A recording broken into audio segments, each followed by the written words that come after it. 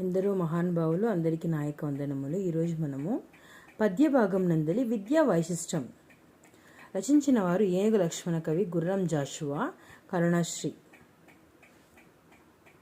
ఈ పద్యభాగం నందు మనము విద్య యొక్క గొప్పతనాన్ని తెలుసుకుందామండి. కవి గుర్రం జాషువా. ఈయన కాలం 20వ శతాబ్దము. ఇతర రచనలు ముంతాజ్ మహల్, క్రీస్తు చరిత్ర, గబ్బీళం. బిరుదులు వచ్చి కవి కోకిల, కవిత విశారద, తర్వాత కవి దిగ్గజ, పద్మభూషణ్.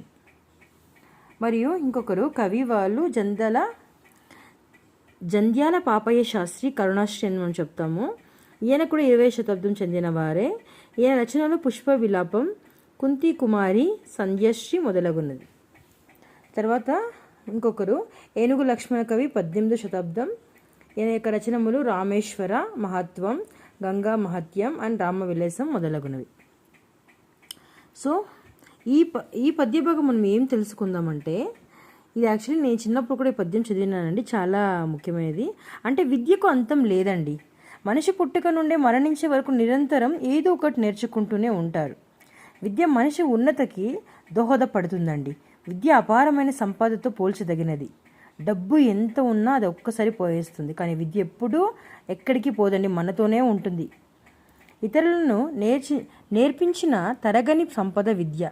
మీరు ఎంత చెప్పిస్తున్నా మీకు మళ్ళీ అది మీకు ఇంక్రీజ్ అవుతుందే కానీ తగ్గదండి.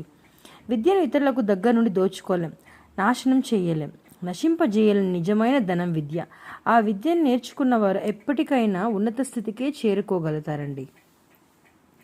ఇది చాలా కంఠస్థమైన పద్యాలు. ఇది ఏనుగు లక్ష్మణ కవి రచించినది.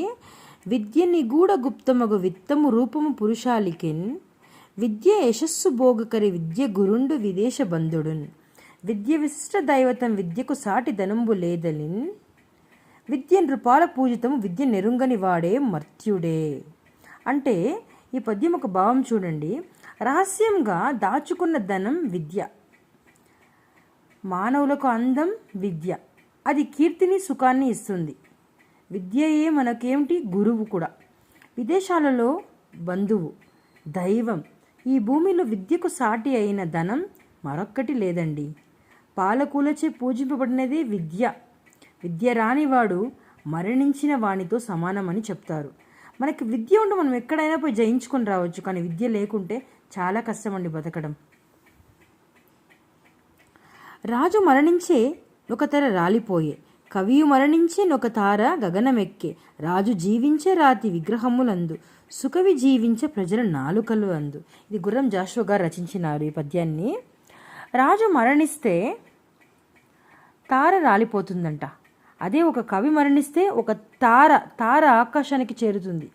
రాజు చనిపోయాక రాతి విగ్రహంలో జీవించి ఉంటాడు. అదే ఒక మంచి కవి మరణించిన తర్వాత కూడా ఎల్లప్పుడూ ప్రజల నాలుకల్లో శాశ్వతంగా నిలిచిపోతుంది. తప్పకుండా కదండి. మన రాజుని కూడా మర్చిపోతాము, కానీ మనం ఎవరిని మర్చిపోము, కవిని మనం ఎప్పటికీ మర్చిపోలేమండి. ప్రభువు పూజలందు పుట్టనమ్మందున, రాజు పూజలందు రాజ్యమందు, చదువుకున్న వాణి జగమెల్ల పూజించు లలిత సుగుణజాల తెలుగు బాల. రచించిన వారు కరుణశ్రీ గారండి. దీని యొక్క అర్థం, రాజు తన పట్టణంలో మాత్రమే పూజలు అందుకుంటాడు, కానీ చదువుకున్నవాడు ఈ ప్రపంచంలో అన్ని జాగాల్లో పూజలు అందుకుంటాడు అని గౌరవింపబడతాడని చెప్తున్నారండి. ఈ పద్యభాగం నందలి అర్థాలు చూద్దాం. విత్తం అంటే ధనం, గురుండు గురువు, విశిష్ట గొప్ప, నృపాలుడు రాజు, గగనం ఆకాశం, సుకవి మంచి కవి, సుగుణం మంచి గుణం, యశస్సు కీర్తి, బంధుడన్ బంధువు, ఇలా భూమి, తార నక్షత్రం, విగ్రహం బొమ్మ, జగం ప్రపంచం, పూజించు గౌరవించు. తప్పనిసరిగా మీరు ఈ కవి కాలాలు ఉంది కదండి, తప్పనిసరిగా మీరు నోట్ చేసుకోండి మీరు. ఓకే, ధన్యవాదాలండి.